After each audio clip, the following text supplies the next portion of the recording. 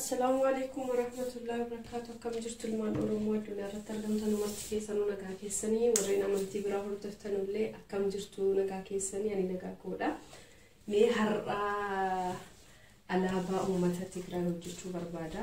Isa hojjechuudhaaf warroonni kana akkanatti sararadhee jira. Akkanatti sararadhee jira meetiriidhaan illee mee irra deebi'ee haqaqadhu hagam akka ta'e sirriitti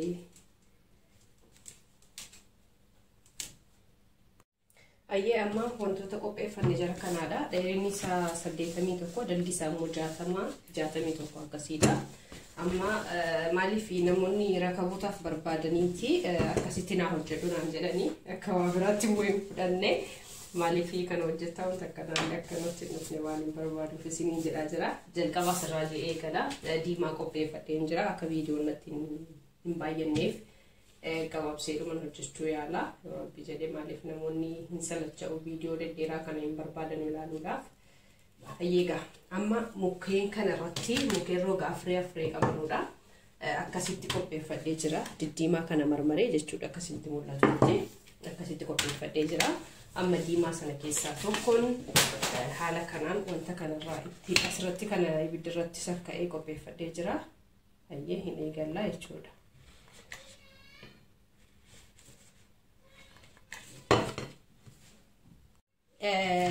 Maqasiidhaan isinuma danda'ama garuu millaacii naan si'ata amma isaan muruun barbaada. Bismillah haala kanaan.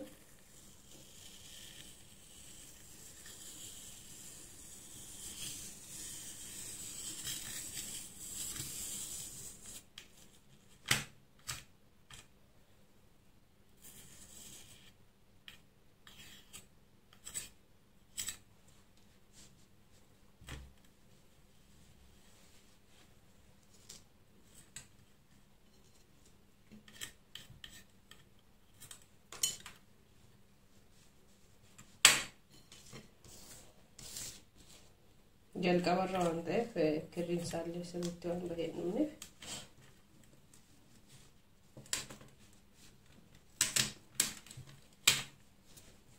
kana fakkaataa jechuudha. Yoo isinitti mul'ataa jiraate akkanadha. Haaluma kanaan hanga diimaa isaa dhumu haala kanaan itti fufaa yeroo fixee wal argina inshaallah nagatti.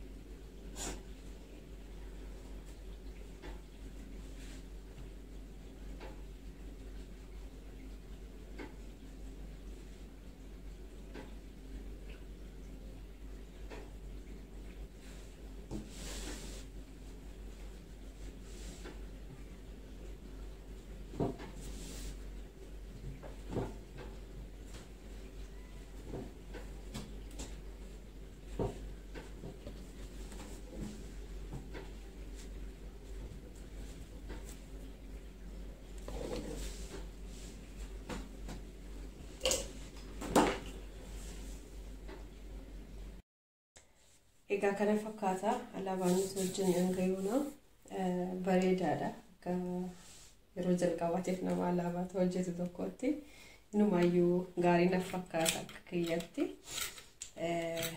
yeroon xumure immoo xiqqoodhuma si'a kana qofannaafe yeroon kirrii bicaa fi diimaa hojjedhu sirriitti isin agarsiisne yeroodhuma isa diimaa duraa hojjedhuudha kan isin agarsiise maaliif hin beektanii alaabaa naannoo Tigraay yookaan immoo adda bilisa baasaa uummata Tigraay hin beektanii jedhee mana hundi keessanuu kanaaf kan kalarii isaa kanaaf kanaa hin hojjedha jedhee isin agarsiisuu hin barbaanne maaliif akkuma namni hundi hin beeka jedhee ittiin waan yaadeefi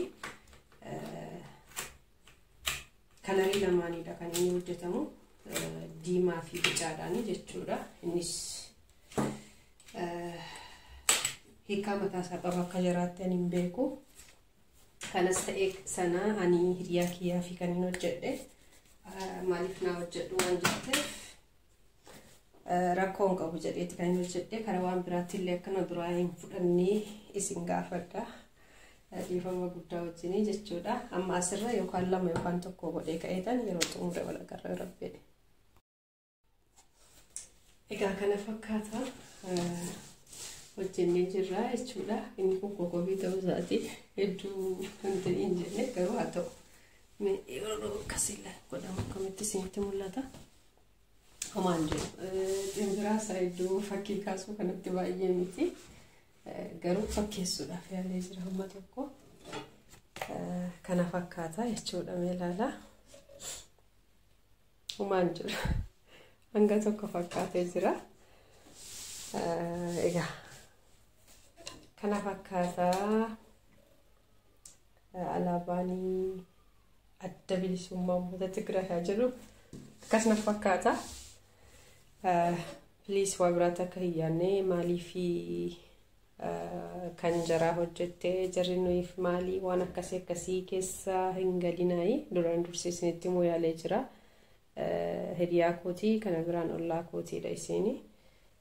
Rakkabootii siinii bunaa jala godhadhu yookaan immoo kan rakkabootiidhaaf ta'unaaf hojjedhu naan jette sanaafan akka kennaatti yookaan immoo ollaa kootii waan taateef waan hedduudhaan wal qaqqabna. Maaliif abbaan akkuma kan ofii qabaatu anillee abbaan akkuma kan ofii jaallatu anillee waan hin jaalladhu nan qaba waan hin kabaju nan qaba namni akkatti nan buune wanta hin barbaadu ni jira.